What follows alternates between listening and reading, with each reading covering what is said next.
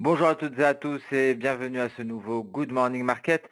Nous sommes le mardi 5 mai 2020 et hier, le lundi 4 mai 2020, les indices américains ont terminé la séance en légère hausse et ce malgré des baisses en cours de séance avec un indice S&P 500 qui a gagné près de 0,42%, le Dow Jones lui a progressé de 0,11% et le Nasdaq a gagné 1,23%. Alors il faut noter, hein, que, la session asiatique a été beaucoup plus modérée, hein, car, c'était un jour férié en Chine et au Japon et dans ce contexte, en Australie, le S&P ASX 200 a gagné 1,3% et aujourd'hui la session européenne a débuté en territoire positif. Alors un petit point concernant, la propagation du coronavirus avec un nombre de cas confirmés qui est passé à 3,64 millions, un nombre de décès qui passe à 252 400. Le nombre de personnes rétablies a dépassé les 1,2 millions et les prévisions actualisées de l'université de Washington indiquent qu'environ 135 000 personnes devrait décéder aux États-Unis d'ici le mois d'août suite à une contamination au coronavirus. Et à noter que depuis hier, de nombreux États américains ont commencé à lever les mesures des confinements ou ont annoncé être sur le point de le faire. Et bien entendu, en France, nous débuterons ce déconfinement à partir de la semaine prochaine. Et Reuters qui rapporte que l'Allemagne, devrait probablement rouvrir certains grands magasins à partir du 11 mai et devrait permettre, aux matchs de la Bundesliga de reprendre le 15 mai. Concernant le pétrole, Goldman Sachs a révisé à la hausse ses prévisions de cours pour le WTI, pour l'année 2021 à 51 $. Encore une parenthèse, hein, concernant le coronavirus, important de noter que la Nouvelle-Zélande n'a signalé aucun nouveau cas de coronavirus et ce pour la deuxième journée consécutive. Mais à noter tout de même que le Premier ministre a clairement indiqué que les frontières resteront fermées pendant longtemps encore. La RBA qui a laissé ses taux inchangés aujourd'hui, donc la banque a signalé qu'elle n'augmenterait pas les taux tant que les objectifs en matière d'inflation et d'emploi ne seront pas atteints et l'assouplissement quantitatif a été réduit. Nous avons pris connaissance également d'indice PMI du secteur de construction en Australie qui a chuté de 37,9 à 21,6 points en avril et les permis de construire en Nouvelle-Zélande qui ont chuté de 21,3% en mars. À noter également, et ça c'est encore une fois concernant le coronavirus, le docteur Fauci, directeur de l'Institut américain des allergies et des maladies infectieuses, a déclaré, hein, qu'il n'y avait aucune preuve selon lesquelles le coronavirus proviendrait d'un laboratoire chinois, plus particulièrement à Wuhan, et donc il remet en cause directement les affirmations du président américain, affirmations de Donald Trump. Donc Donald Trump qui accuse la Chine d'être à l'origine du coronavirus. Concernant le calendrier économique du jour, alors aujourd'hui, nous allons débuter la séance par une décision du tribunal allemand, le tribunal allemand qui devrait se prononcer sur la légalité du plan de relance de la Banque centrale européenne. Alors ce qu'il faut savoir, c'est qu'on ne s'attend pas à ce que le tribunal allemand s'oppose à cette décision. Si c'est le cas, hein, il faut savoir que cela causerait de gros problèmes, hein, notamment en Allemagne, si le tribunal ne reconnaît pas la légalité de ce programme, hein. Ça poserait des problèmes notamment à la Bundesbank, donc ce qui ferait face à des difficultés juridiques, hein, notamment pour adhérer à la politique monétaire de la réserve de la Banque centrale européenne. Donc prudence, prudence, même si on s'attend à ce que le tribunal allemand valide le programme de relance de la BCE. Attention, en cas de surprise, hein, ça pourrait créer de la volatilité, notamment sur l'euro et donc sur l'euro-dollar. Et aujourd'hui, on prendra connaissance, hein, notamment au Royaume-Uni, à partir de 10h30 du PMI des services pour le mois d'avril, à 11h en zone euro, l'inflation pour le mois de mars. Et ensuite, nous prendrons connaissance de certaines données en provenance des États-Unis, 3 données, plus particulièrement la balance commerciale pour le mois de mars, le PMI des services pour le mois d'avril et le PMI non manufacturier pour le mois d'avril.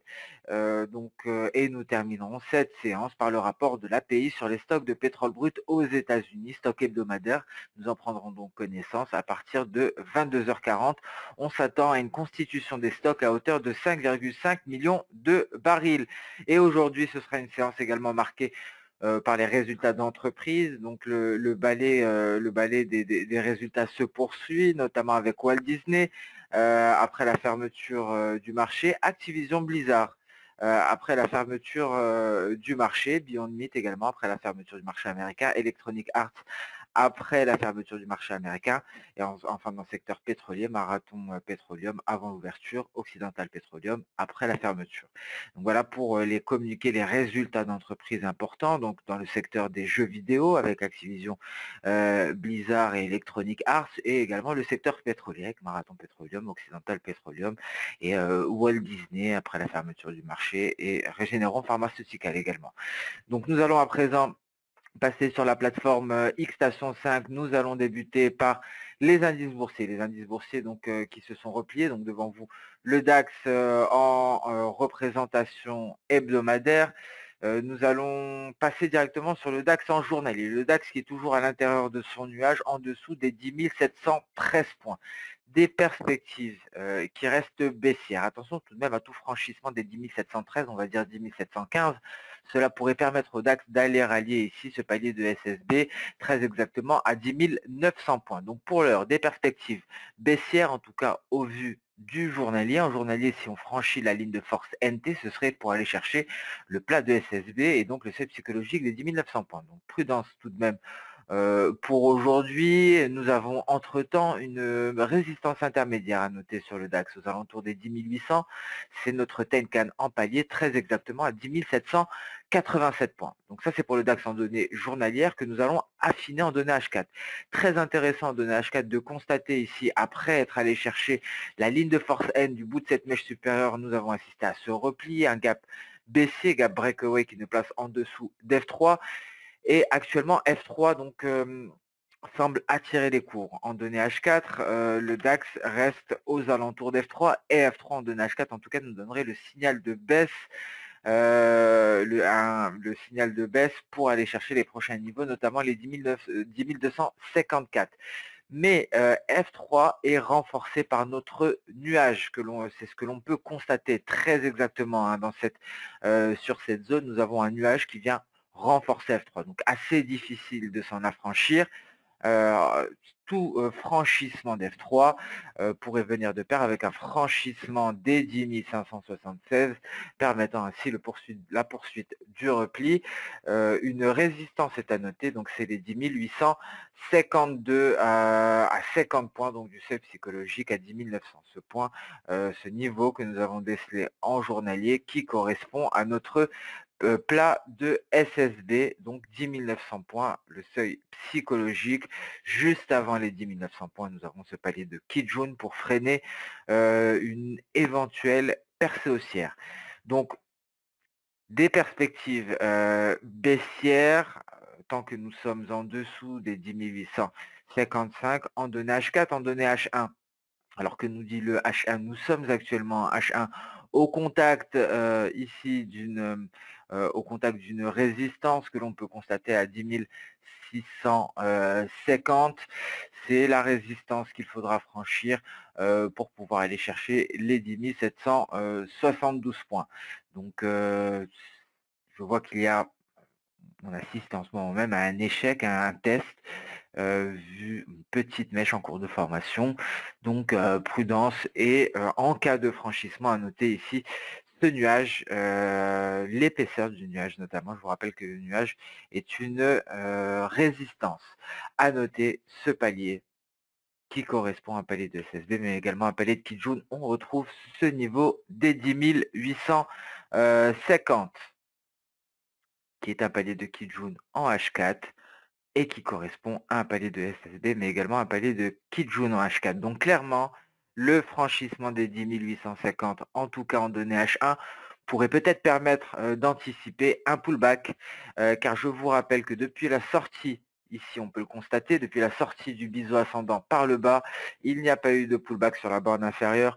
Donc, un franchissement des 10 850 pourrait permettre un pullback vers la borne inférieure de notre biseau ascendant.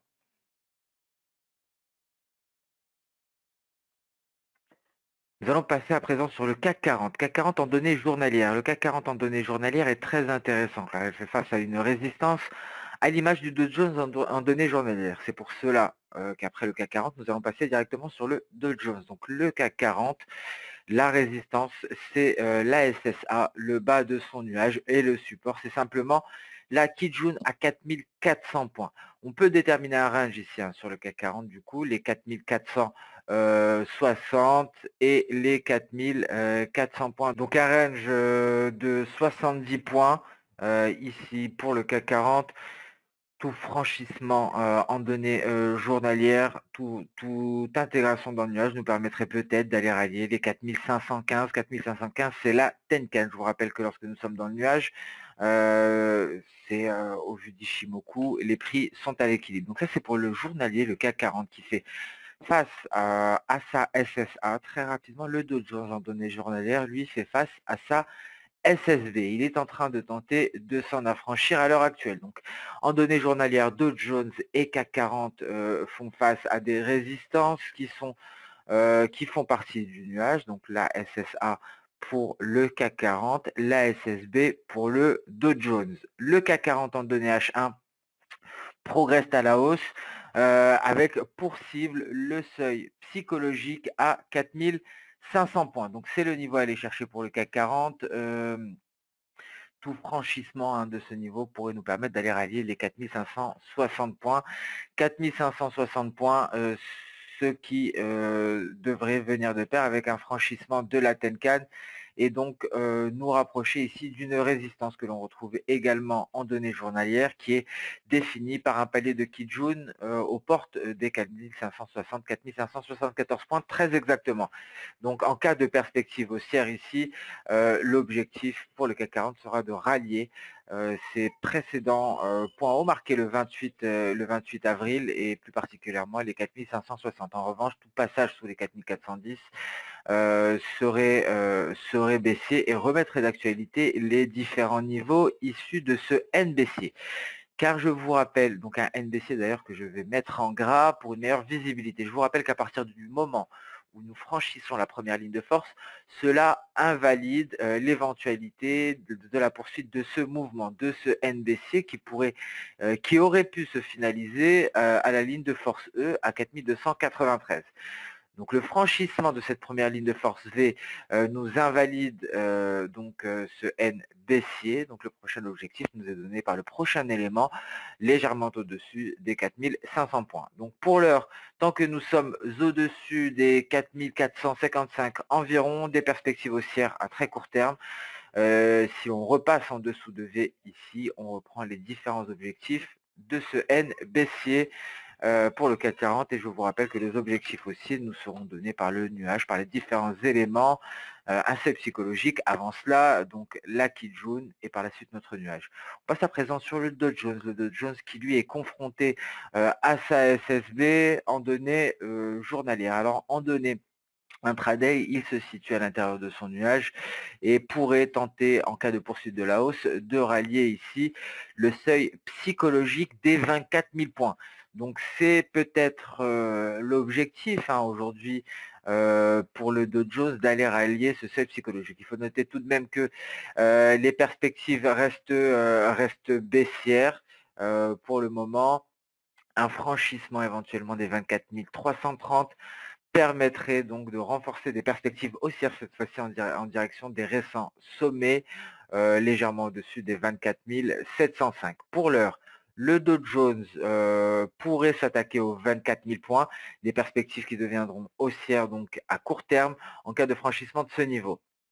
Ici, à l'image du CAC 40, nous sommes en train d'invalider ce N baissier. Donc comme pour le CAC 40, nous allons le mettre en gras et donc le franchissement de la première ligne de force est en train d'invalider les lignes de force suivantes, donc des perspectives neutres, car nous sommes à l'intérieur du nuage, qui vont devenir haussières en cas de franchissement du seuil psychologique à 24 000 points, qui viendrait de pair avec une sortie de nuage, donc un signal d'achat en plus de cela. Et en cas d'échec, on pourrait repartir à la baisse. Ça pourrait être un point de vente pour aller chercher les 23 816. Une petite idée de trading par exemple en intraday en cas d'échec de franchissement du seuil psychologique des 24 000 points, car c'est un seuil psychologique, donc ce sera un niveau difficile à franchir. On passe à présent sur le Nasdaq en données journalières. Le Nasdaq qui semble peut-être tenter de rallier les 8 938 points. 8940. Le Nasdaq est en train de sortir de son nuage, mais il faudra réussir à s'affranchir ici des 8900 points. Donc des seuils psychologiques très importants sur les indices américains. Si le Nasdaq parvient à s'affranchir de ce niveau, c'est un niveau qui correspond également à un palier de SSB. Donc en prolongeant ce palier de SSB, je vais avoir le seuil psychologique des 8900 points. Ici 8899,91, mais vous l'aurez compris, ce palier de SSB correspond à ce seuil psychologique. Souvenez-vous, je vais retirer Ishimoku pour plus de clarté, il nous avait fallu un gap breakaway précédemment pour nous en affranchir, très précisément ici. Donc c'est un gros niveau, c'est un niveau que nous avons tenté de franchir à maintes reprises, des franchissements qui ont été invalidés, notamment ici. Une fausse cassure également à ce niveau-là, avant de repartir à la baisse. Donc prudence, prudence ici. Au cas où les 8950 sont un maximum en vue de cette impulsion, on pourrait peut-être imaginer la formation d'une éventuelle épaule, tête-épaule qui pourrait annoncer un retournement. Donc des choses peut-être en cours de construction ici sur les indices américains. En tout cas, les perspectives restent baissières et donc nous suivrons avec attention l'évolution des cours, notamment en données H1 en vue d'une éventuelle finalisation de cette formation. D'ailleurs, une figure qui pourrait être beaucoup plus ample si en dézoomant ici, nous avons imaginé une épaule tête-épaule, étant donné que ce n'en est pas une. Si l'on vient faire un nouveau sommet ou ne serait-ce que se rapprocher du sommet de la tête, cela invaliderait cette figure. Mais cette figure pourrait faire partie d'une figure beaucoup plus vaste. Ce qu'il faut garder à l'esprit, c'est que cette épaule tête-épaule pourrait représenter elle-même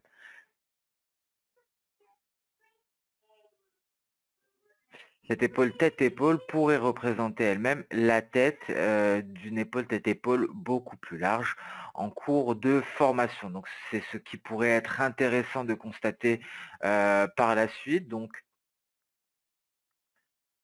sous cette hypothèse, ici, on devrait avoir un repli et par la suite donc la formation de cette seconde épaule, ce qui nous placerait une éventuelle ligne de coup.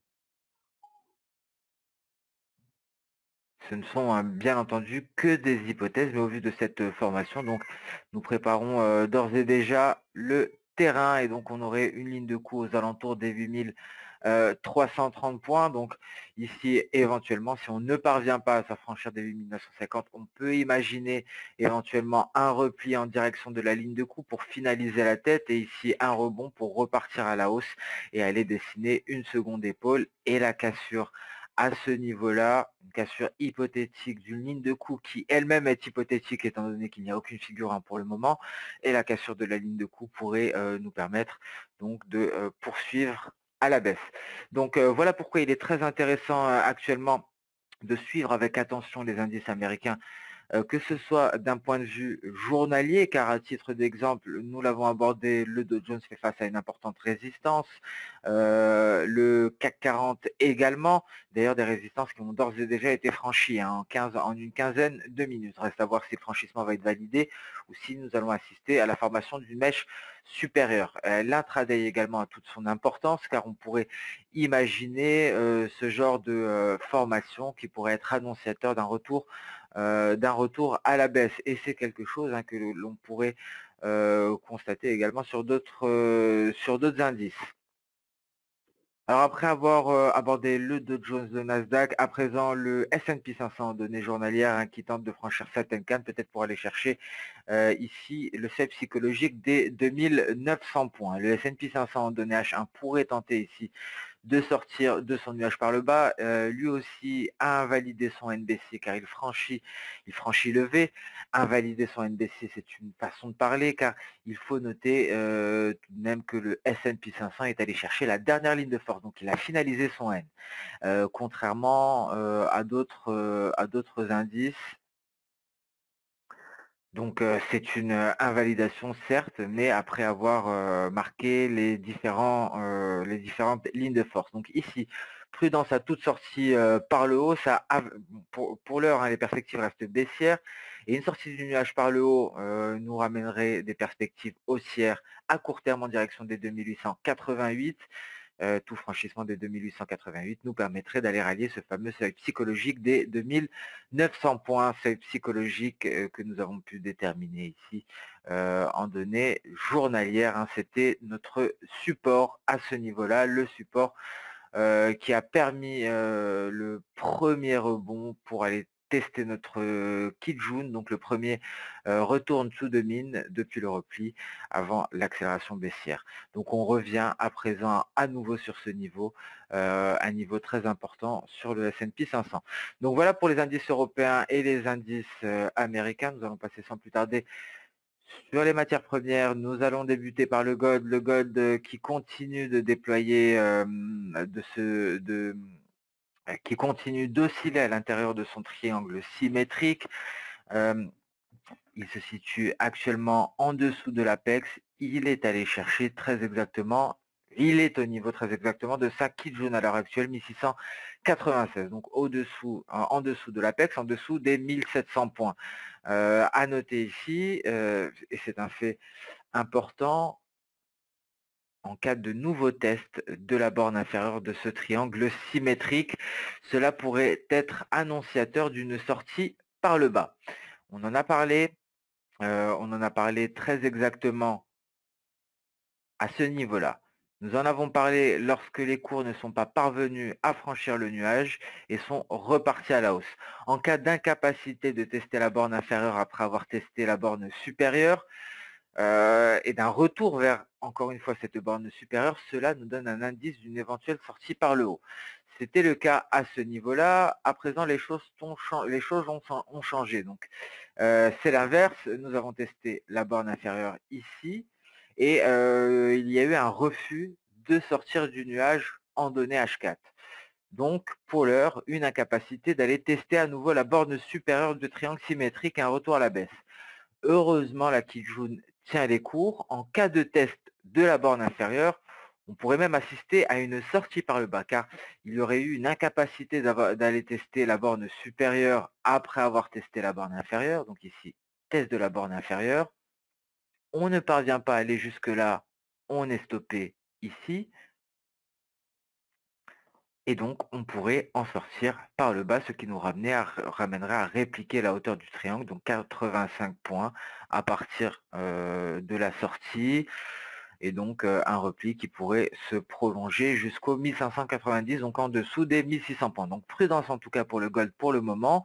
Les perspectives pourraient être baissières sur le court terme en cas de sortie par le bas. Plus précisément, dans un premier temps, en cas d'incapacité de test de la borne supérieure du triangle après avoir testé la borne inférieure.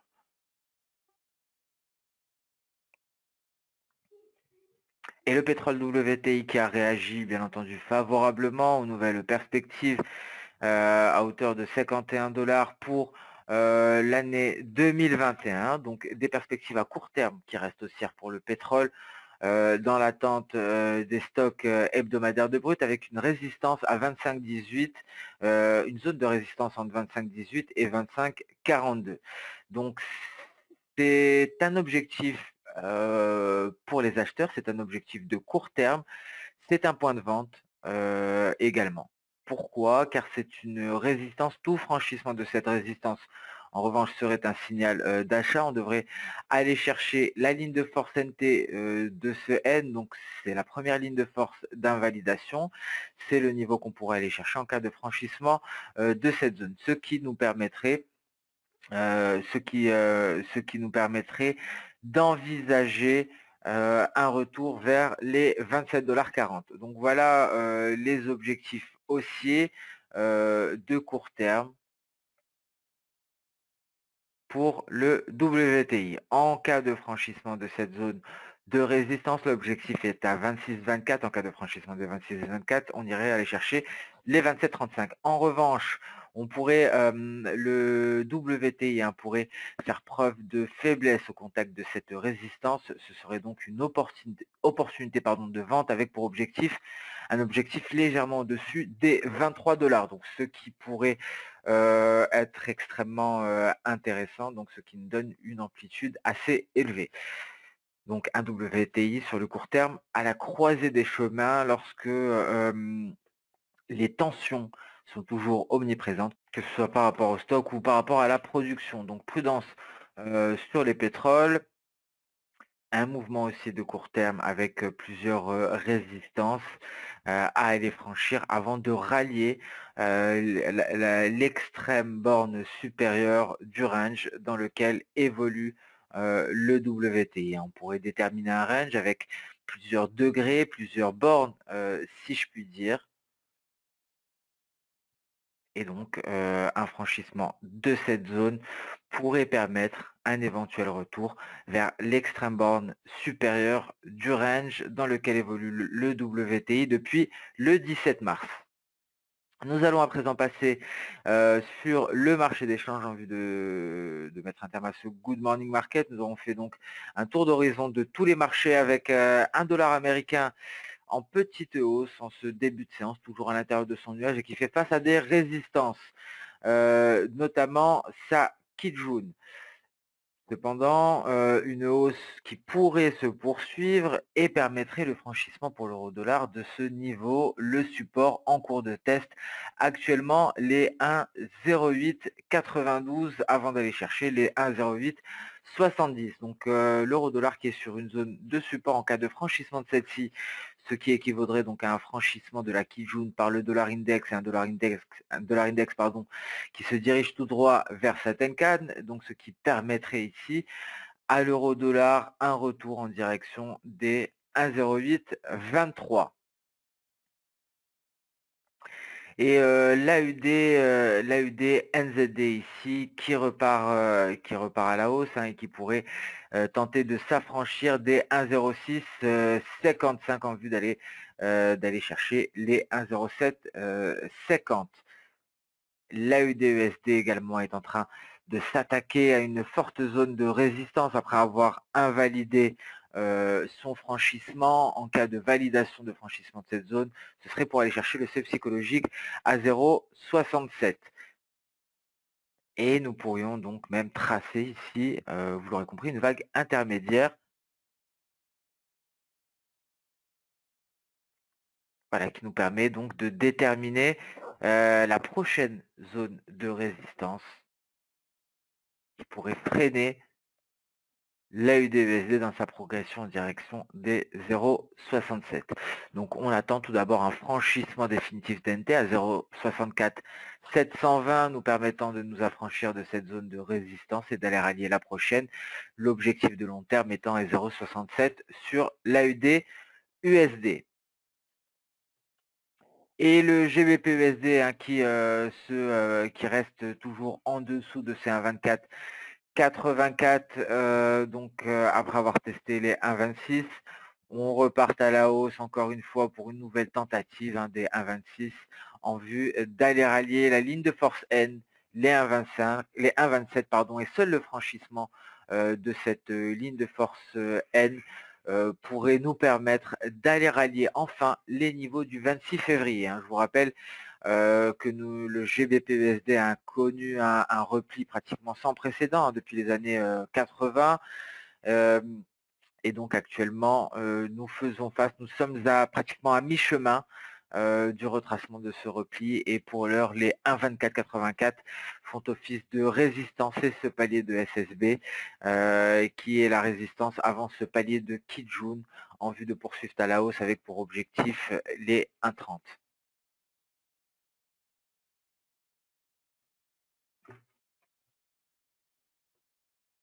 Ce Good Morning Market touche à sa fin. Je vous remercie de l'avoir suivi avec attention. Je vous souhaite donc une excellente journée, une excellente séance de trading. On se donne rendez-vous dès demain pour un nouveau Good Morning Market. Merci à toutes et à tous pour votre fidélité et excellente journée. Au revoir.